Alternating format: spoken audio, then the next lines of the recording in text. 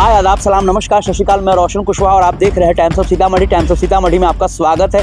जैसा कि आप देख रहे हैं मेरे पीछे चारों तरफ मौसम बहुत सुनहरा है, लेकिन बिहार की राजनीति का मौसम बहुत गर्म है। जी हाँ, मैं बात कर रहा हूँ अभी ऑल इंडिया मजलिस इत्तेहादुल मुस्लिमीन की। जिस तरह से सोशल मीडिया पे अभी ट्रेंडिंग चल रहा है कि आरजेडी गठबंधन को एमएम को शामिल करना चाहिए, और जिस तरह से एमएम के जो राष्ट्रीय प्रवक्ता आदिल हसन साहब ने आपने देखा बीते दिनों द इंडियन एक्सप्रेसवे के इंटरव्यू में साफ कहा था कि हम तो गठबंधन के तैयार हैं, हम गठबंधन करना चाहते हैं, इवन कि जितना हम सीट मांग रहे थे उसमें से कम बेसी हम भी वो भी कर लेंगे, लेकिन हम आरजेडी के साथ गठबंधन चाहते हैं। अगर वाकई में अगर तेजस्वी यादव को मुख्यमंत्री बनना है और इस बार वाकई में भाजपा को हराना है, एनडीए गठबंधन को नहीं आने देना है सत्ता में, तेजस्वी यादव को भी चाहिए कि भैया उसको भी एक कदम बढ़ाना चाहिए। आरजेडी गठबंधन को भी मालूम है, तेजस्वी यादव को भी मालूम है, खासकर अगर हम अकेले चुनाव लड़ते हैं तो फिर इसमें खामियाजा किसको भुगतना पड़ेगा, ये किसी से छुपा हुआ नहीं है।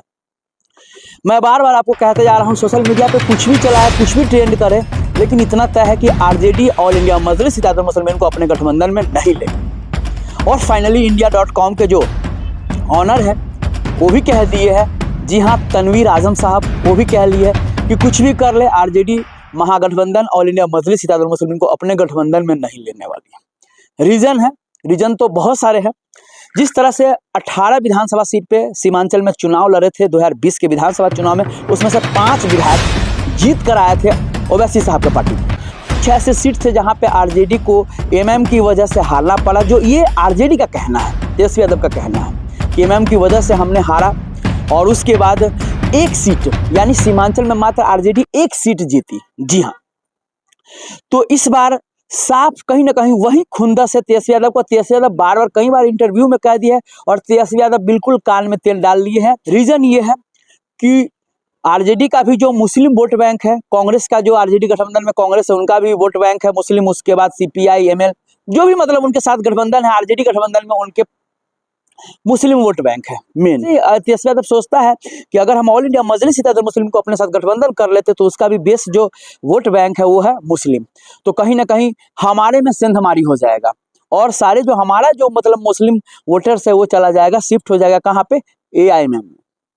यही डर तेजस्वी यादव को सता रहा है। इससे भी बड़ा डर क्या है कि जैसे अगर ऑल इंडिया मजलिस इत्तेहादुल मुस्लिमीन को हम आरजेडी महागठबंधन में लेते हैं तो लोग हमें कहेंगे मुस्लिमों की पार्टी है, और जो हमारा हिंदू बेस वोट बैंक है वो भी छिटक जाएगा।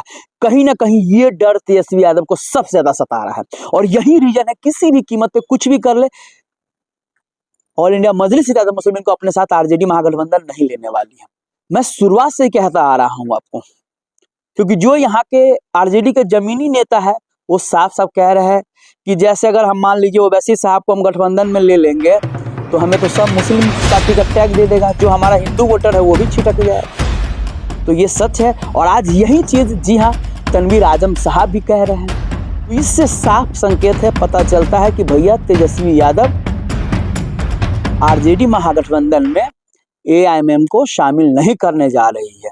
आप कितने भी पीट लो, आप सर पीट लो, माथा पीट लो, कोई फर्क नहीं पड़ने वाला है। लेकिन ये भी सच है, अगर ऑल इंडिया मजलिस इत्तेहादुल मुस्लिमीन को आरजेडी महागठबंधन अपने साथ नहीं लेती है तो तेजस्वी यादव मुख्यमंत्री नहीं बनेंगे। आप ये नोट कर लेना। तेजस्वी यादव अगर ऑल इंडिया मजलिस इत्तेहादुल मुस्लिमीन को लेते हैं तो इसमें नुकसान कहीं ना कहीं भाजपा को भी होगी, क्योंकि जो मुस्लिम वोट जो बिखराव है वो बंद हो जाएगा। जैसे ऑल इंडिया मजलिस इत्तेहादुल मुस्लिमीन, जी हाँ, आरजेडी गठबंधन के साथ आ जाएगी तो उनका वोट बैंक जो है वो बिल्कुल एकत्रित हो जाएगा, यानी जो मुस्लिम श्योर वोटर है वो आरजेडी महागठबंधन को जाएगा, और जिससे खामियाजा एनडीए महागठबंधन को काफी भुगतना पड़ेगा। ये सच्चाई है। लेकिन यहाँ पे पैर में कुल्हाड़ी कौन मार रहा है अपने? तेजस्वी यादव। जी हाँ, तेजस्वी यादव अपने अहम में है, ईगो में है कि भैया उनको लगता है हम इस बार माइक तो समीकरण मेरा है ही, उसके बाद हम बाप यानी मतलब बाप में से भी हम टिकट देंगे और इस बार हम जीत कर आएंगे। खैर ये तो वक्त आने पे पता चलेगा, लेकिन जिस तरह से तनवीर आजम साहब ने आज कहा है वो वाकई में थोड़ा सा उनका है, आप सुनिए उनकी बातें। सबसे पहले सवाल ये है कि क्या ओवैसी साहब आ रहे हैं महागठबंधन में? देखिए, बिहार में जो मुख्यतः 2 ही खेमे हैं जी, और एक तरफ एनडीए है जिसमें बीजेपी है, जेडीयू है, लोक वो पासवान की जो पार्टी जी। एलजेपी है वो है, और छोटे छोटे कुछ पार्टी हैं, हम वगैरह हैं। दूसरी तरफ महागठबंधन है जिसमें आरजेडी सबसे बड़ी पार्टी है, कांग्रेस है, सीपीएम वगैरह है, सीपीआई सीपीएम ये सब है। अब सवाल यह है कि ओवैसी, क्योंकि ओवैसी की ना चर्चा हर चुनाव से पहले हर राज्य में होती है। बिहार में, उत्तर प्रदेश में कुछ ज़्यादा होती है क्योंकि उत्तर प्रदेश भी में मुस्लिम काफ़ी अच्छी आबादी में है, बिहार में भी अच्छी आबादी में। ओवैसी गठबंधन में आएंगे कि नहीं, ये बहुत बड़ा सवाल है, क्योंकि ओवैसी तो चाहते हैं कि वो महागठबंधन में आ जाए, लेकिन महागठबंधन के जो लोग हैं वो शायद नहीं चाहते कि ओवैसी उनके साथ आए। उसके पीछे वजह है, महागठबंधन में जैसे कांग्रेस, आरजेडी, सीपीएम, सीपीआई जो भी है, इन सब का जो एक मुसलमानों के बीच इनकी एक अच्छी पैठ है, और ओवैसी की जो पार्टी है AIMIM, उनकी भी मुसलमानों में ही पकड़ है। ऑफ लेट जो अभी ऑपरेशन सिंदूर हुआ है, जिसके बाद ओवैसी जिस तरीके की बातें कर रहे हैं, मतलब वो ऑल पार्टी डेलीगेशन का भी हिस्सा थे जो बाहर गई है, जो जाके अलग अलग मुल्कों में हमारे जो पूरे ऑपरेशन है उसके बारे में बता रही, तो ओवैसी की लोकप्रियता में थोड़ी बढ़ोतरी हुई है। ओवैसी की जो पार्टी है उसका जो मुख्य जो सपोर्ट है, बेस है बिहार में 243 सीटें हैं। ओवैसी की पार्टी का जो मुख्य बेस है वो सीमांचल का जो हिस्सा है, जिसमें अररिया, किशनगंज, पूर्णिया, ये सब, कटिहार, ये सब इलाके आते हैं, इसमें उनकी अच्छी पकड़ है। पिछले बार वो 5 सीटें जीत गए थे, यहाँ से 18 सीटों पे लड़े थे, 5 सीटों पे उनको जीत मिली थी। जेडी के साथ सबसे बड़ी मुसीबत ये है कि, और कांग्रेस के साथ भी, और जो ये सब घटक दल हैं इनके, ये लोग हमेशा ओवैसी को बीजेपी की बी टीम, वोट कटुआ पार्टी, ये सब कहते आ रहे हैं। लेकिन अगर मुस्लिम वोटों का थोड़ा सा भी बंटवारा होता है तो उसका जो पूरा नुकसान है वो महागठबंधन को ही जाता है। इसमें कोई, ये भी कोई मतलब समझने के लिए कोई बहुत ज़्यादा विचार करने की ज़रूरत नहीं है। ओवैसी चाहते हैं, इसमें कोई शक नहीं है कि ओवैसी चाहते हैं कि वो महागठबंधन के साथ लड़े। वो उन्होंने पिछले बार भी अपनी इच्छा जाहिर की थी, अभी भी बोल चुके हैं। उनकी पहले डिमांड थी कि हम कम से कम 50 सीटें हमें मिले। अभी उनके जो लोग हैं वो कह रहे हैं कि हम थोड़े डिस्कशन के बाद थोड़े और सीट कम कर सकते हैं। अब यह है कि भाई 243 सीट ही है महागठबंधन, टोटल सीट है, उसमें से महागठबंधन ओवैसी को कितनी सीटें दे देगा, क्योंकि उनके पास ऑलरेडी पहले से 4-5 पार्टी है जिसमें कि उनको बंटवारा करना है। लालू यादव जो है वो बिल्कुल इस बात का उनको एहसास है कि भाई अगर उनकी पार्टी 120-130 से कम सीटों पे लड़ेगी तो फिर उनके बेटे जो हैं तेजस्वी, वो कभी मुख्यमंत्री नहीं बन सकते, क्योंकि आप कितनी सीटें जीत लेंगे, बहुत ज़्यादा जीत लेंगे, 80-90, फिर भी आपको किसी न किसी की ज़रूरत पड़ेगी। कांग्रेस की जो स्थिति है वो बहुत मजबूत नहीं। मुझे ऐसा लगता है कि कांग्रेस ने भी एक अलग रणनीति बना ली है कि अगर आरजेडी उनके साथ सीट का बंटवारा प्रॉपर नहीं करती है तो वो शायद अलग जाने की सोचें। अगर ओवैसी महागठबंधन में जाते हैं तो इसमें कोई शक नहीं है कि एनडीए को भी नुकसान होगा, क्योंकि फिर जो मुस्लिम वोटों का बंटवारा है वो रुक जाएगा। अगर कोई सीट पे, अगर मान लीजिए मुस्लिम बाहुल सीट है, या मुस्लिम जहाँ पे ठीक ठाक भी है, 25-30% भी है वोटर है, अगर वो 15,000-20,000 वोट भी अगर ओवैसी की पार्टी ले आती है तो वो उससे नुकसान होता है अपोजिशन का। पिछले बार भी हम लोगों ने ये देखा है। इसमें कोई शक नहीं है कि बिहार में ओवैसी की धीरे धीरे उनकी पार्टी की वो बढ़ती जा रही है, लोकप्रियता बढ़ती जा रही है।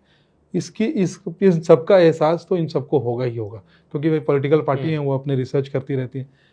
मुझे ऐसा लगता है कि ओवैसी के साथ कोई गठबंधन नहीं होगा जी। ओवैसी के साथ कोई गठबंधन नहीं होगा, क्योंकि कांग्रेस और आरजेडी किसी भी हाल में ये नहीं चाहेगी कि उनके मुस्लिम जो वोट बैंक है उसमें एक सेंध लगे।